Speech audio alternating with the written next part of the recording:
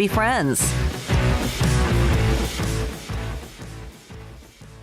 Dr. Derwin Gray, Transformation Church in Indian Land, South Carolina, former Brigham Young football player, Converse Judson under D.W. Rutledge in the NFL with the Colts and Panthers. Today, he was at Baylor for the second time in a couple of days. Man, what a whirlwind, huh? Dallas, Waco, Fort Worth, Waco, the game on Saturday? Yeah, it's my wife and I have been on an adventure, and it has been awesome. And as a fellow BYU alumni, I want to thank the Baylor community and the Baylor football team for welcoming us to the Big 12 with that physical beatdown. That was very, very impressive by Baylor. Well, very impressive. Not only that, they say, hey, come watch the game. Let's beat your alma mater. But then we want you to come back and give us some inspiration. Yep, and that's how you know that Jesus is greater than everything. Is that they beat your alma mater, but then you want to come and share. And you know, I'm a Texas native. I'm from San Antonio, so anytime I can come back to my home state, and I'm just grateful that Baylor Athletics wanted me to come in. So I'm thankful. Well, and you played at Judson. I went to Randolph High School back in the day. I'm much older than you. Yeah, I went to Universal City Randolph, and in fact, when I was there, Judson was still kind of mired in this mediocrity. And you played for Coach Rutledge, correct? I did. Coach Rutledge is a very, very important person to me, and I'm just so grateful God brought him into my life. Well, you know, we've had him on before, and I've seen him speak. How much of what you saw when you were younger in high school in what D.W. Rutledge, the Hall of Famer, and his message, how much did that influence you and who you are today? Everything. Coach Rutledge, what I learned from him was so much more than football. We were very good in football, but that was a byproduct of the things that he taught us. You know, we learned things like sacrifice, discipline, hard work, selflessness, and above all, love. That what you do out of love. And so much of what I say today, so much of what I do today was shaped by my time at Converse Judson High School under his leadership, and now to be his friend. I mean, it's pretty epic. And the older you get, the more you appreciate the people that God brings about through your life. Coaches are very, very important. You mentioned Brigham Young. You played there eventually in the NFL with the Colts and also Panthers. That was obviously a game in which Baylor kind of willed themselves on Brigham Young eventually. But let's talk about what the Big 12, do you think, being eventually a part of the Big 12 means to alums and former players like yourself? Yeah, so I think BYU being in the Big 12 is going to add, number one, you're going to see a well-rounded academic institution as well as sports, like BYU track and field, cross-country, volleyball, basketball, baseball. I mean, there's so many things that BYU is great. And then you have the academic prestige as well. And as the Baylor fans saw, BYU fans travel really well. And so I think it's going to add to the Big 12, but also it's going to add to BYU. I think it's going to help in recruiting. I think a lot of the top kids who are Mormon kids are going to reconsider BYU because of the Big 12 influence. So I think it's a great fit for BYU and a great fit for the Big 12. What did you think about the scene after the game? And it's not the only time or the first time it's ever happened, but both teams, we know the mission statement, both of them at midfield following the game and both having their prayer together. Yeah, I think that that was really special, and I think it's an opportunity to create dialogue, particularly for those of us who are more Orthodox historical Christians, and being able to communicate to, Latter-day Saints or Mormons. There's vast theological differences, but there are some common good things that we can discuss. And I think it's going to be a healthy rivalry moving forward, and I think it can be an example of how to have conversations across traditions. The picture of you and David Randall, we know what he did at LSU. We know what he's done so far this year, turning around 2-7 after a very difficult year with COVID and not being able to have a chance to really get to know his players and vice versa. What are your thoughts about Dave Aranda? Well, the first thing is, obviously, you see what takes place on the field and how it's turned around, but I spent a little bit of time with him earlier today, and what struck me is he's very pensive. His words are very measured, very deep thinking, and I would not be surprised if Baylor is a top 10 program coming up really soon, because he's going to start to be able to recruit his guys in. And the great state of Texas has the best high school football players in the country. Now, I'm biased, but I think I'm right. Other states are doing a lot better, but the commitment to high school football and the athletes, coaching, and facilities is unmatched. It is unmatched, and so I think if he gets his players in, get more grounded in their philosophy and the things that he's teaching them off the field. Like, I've never seen a college game where there was no penalties. I know, that was crazy. I mean, Baylor had no penalties. They ran the ball 44 times for 303 yards and no holding penalties at all. So that's some incredible discipline.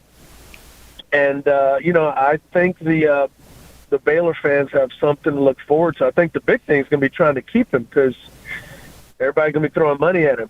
Yeah, I know. I think it's a great fit. I said it kind of reminded me when Grant Taft arrived in the 70s at Baylor and was there for 2 decades and, of course, is still very much a part of the program. What are your thoughts, Derwin, right now about America? I know you mentioned conscious love is greater than conscious bias. You mentioned that. That's something you spoke about in your video. What are your thoughts about where we are in this country? So I think where we are is, I call it the Jerry Springer effect. I feel like politically it's like watching a Jerry Springer show. It's not really about America. It's about political parties. And then you have media outlets, news agencies that they're like home teams for the left and the right. I just, I'm an adult, so just tell me news. Don't give me a perspective. I don't even need to hear a talk show about it. And so I really feel like we've moved from how do we help America to how do we gain political power and partisanship. And unfortunately, a lot of that is tearing our nation apart. One of the things that I tell our church is I say, if news outlets and if slanted media is causing you to hate your brothers and sisters in Christ, then don't consume it. And I think we need rational, reasonable people to be able to sit down and actually have real conversations without scare tactics, without inflammatory language. Like, I remember the days when Ronald Reagan and the first President Bush, they would have the debates, and even Bill Clinton, they would have debates, and they sounded like adults instead of angry children. And then I also think that we haven't come to terms with the racial issues in our country, that we really need to have a real live conversation and discussion, that it's not about us versus them, that we are the us. We're not the divided states of America. We are the United States of America, and to be united, that requires self-sacrifice on each of our parts. For example, my fourth grandfather, my great-great-great-grandfather fought in the Civil War against the Confederacy. The Confederacy didn't want to be a part of America, and so he fought for what the flag stands for, liberty and justice for all. So there's patriotism blood in me, of what that flag means, and it's liberty and justice for all, not some, but for all. So that requires us to have an all mindset versus us versus them mindset. Dr. Derwin Gray again, Transformation Church at Indiana, South Carolina. Judson High School, Brigham Young was at Baylor Athletics today. What's it like to meet Scott Drew? So this is the second time I've met him. He and I spoke at a men's conference together up in Dallas a few months ago, and he is so full of energy. I can see why his players love to play for him. I love the basketball culture he's created, basketball players that look like football players. He was telling me that NFL scouts now come to his practices to recruit tight ends, basically. But I could tell he has a deep love for Jesus, a deep love for his players, a deep love for Baylor. And it's just infectious being around him. And then finally, which may actually be close to almost the most important, is he loves to largemouth bass fish, and so do I. So we got a great friendship going. What was the hardest decision you had to make in Texas, and was it stopping at Whataburger the easiest? Yeah, we've already eaten Whataburger. We just finished, actually. And, they don't have burgers like that in the North and South Carolina region. So we had to get some Whataburger up, get me a good, thick vanilla milkshake, and it's just something good about Texas, man. The freeways are big. Everything's big. Flags on the side of the road's big. And my wife loves Texas, especially the old signs that said, don't mess with Texas. Texas is its own country, so I feel pretty good when I get here. When you look at Baylor, and I know you were at the game and you've been back and forth between DFW and Waco, with what Mac Rhodes brings to the table, what that athletic department bringing you back to have you speak to them, what does that say about them, and what does that say about you?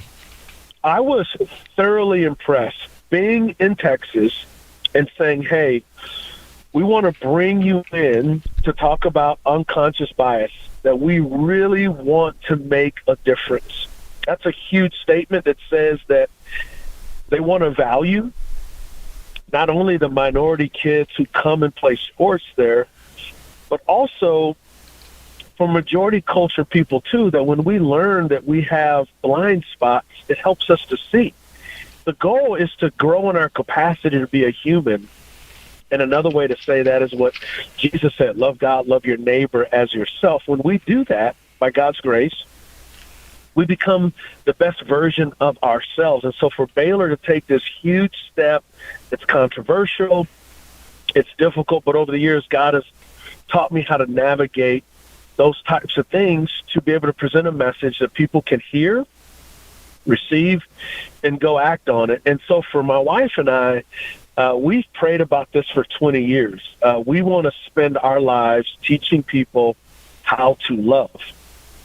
And we believe Jesus has the blueprint for how that happens, and we just want to share that with people. When we die, we want the world to be a better place because of what Christ did in us. And so it's our honor and privilege to be here. I know the reaction on Twitter from Kevin Gall and Coach Aranda, among others who were there. They said it was dynamic, explosive in a lot of great ways, and obviously motivational, inspirational. And that's what I've heard about you as well. We appreciate your time, and good luck with your trip all the way back, and hopefully get a chance to speak with you again. Thank you. That sounds great. Thank you. Have a wonderful day. Dr. Derwin Gray, Transformation Church in Indian Land, South Carolina. Converse Judson Rocket, BYU Cougars, and a part of the NFL with the Colts and Panthers on Sikkim 365 Radio. Thanks to Dr. Gray. We'll have Paul